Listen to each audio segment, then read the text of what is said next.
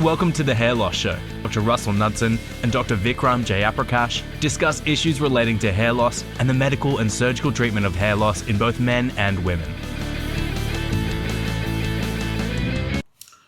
Hi everyone, welcome to the Hair Loss Show. My name is Dr. Vikram Jayaprakash. Today's episode is a request in response to a request that we had on the comments section. And it was interesting because someone had commented, could I make a video on what the average cost of a hair transplant surgery was? And it was interesting because I saw this question and my knee-jerk immediate response, and I typed this out and I sent it, was, no, can't do, because there is no such thing. And I thought about it for a few minutes and I thought, actually, that's not a bad idea. It would be a good idea to actually make this video in order to answer that question, because there is no answer to that question.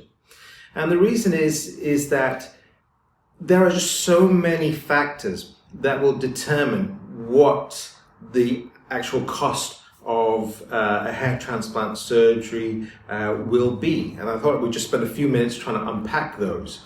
So, first of all, the obvious one is, well, it depends on how many grafts you're going to need. Now, that is wholly dependent on the area that needs to be covered, how much hair loss has occurred, the age associated with that patient. So, if someone is younger, then there's a potential risk of further hair loss going forward. If that's the case, do you plan for that and be more conservative in your initial operation with the understanding or the expectation that this patient may need further surgery in the future? So thinking about the area that needs to be covered, the age of the patient as well, absolutely critical.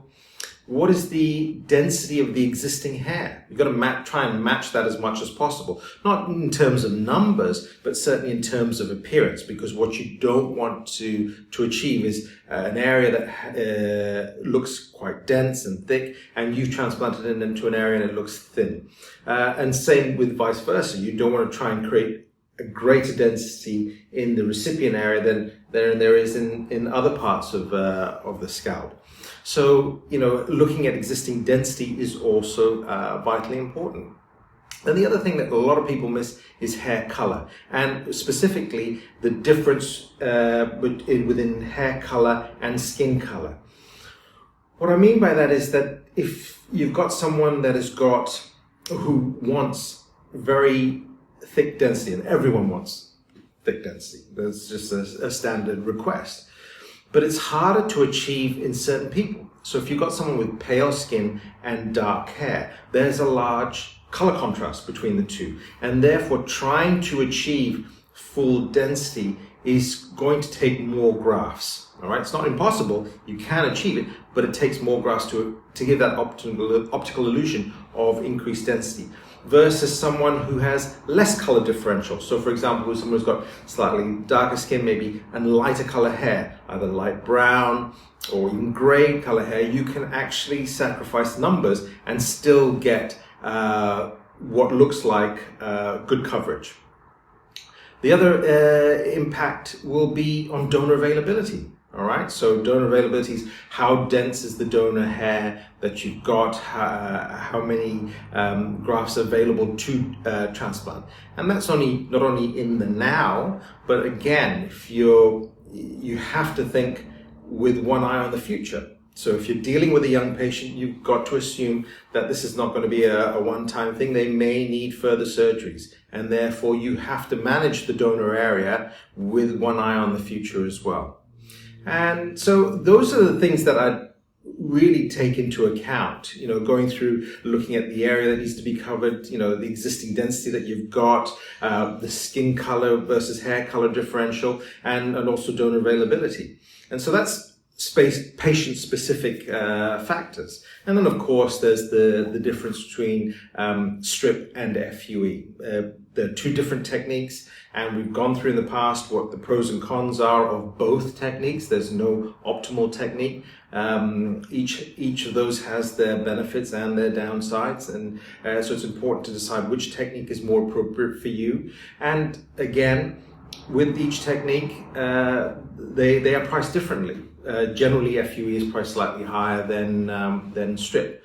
So the reality is that for a variety of different reasons and a variety of different factors, you cannot, say what an average hair transplant is. It is very patient specific.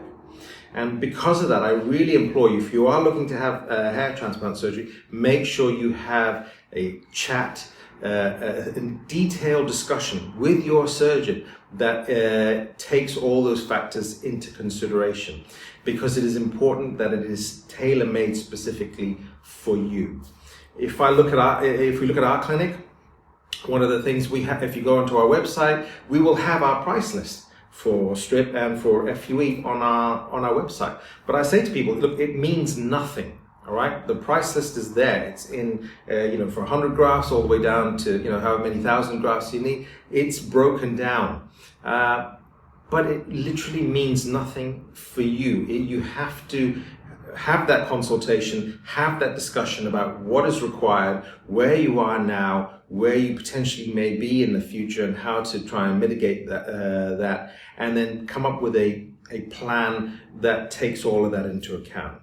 All right, so I hope you find that useful. I'm sorry there's no clear-cut answer, for what the average cost of hair transplant surgery is, but the underlying thing is you need to get good advice, ideally sit down in person with your surgeon and plan it out in advance. All right, hope you're all keeping well. Thanks again for watching. Please keep the comments coming, and we'll see you soon. Take care.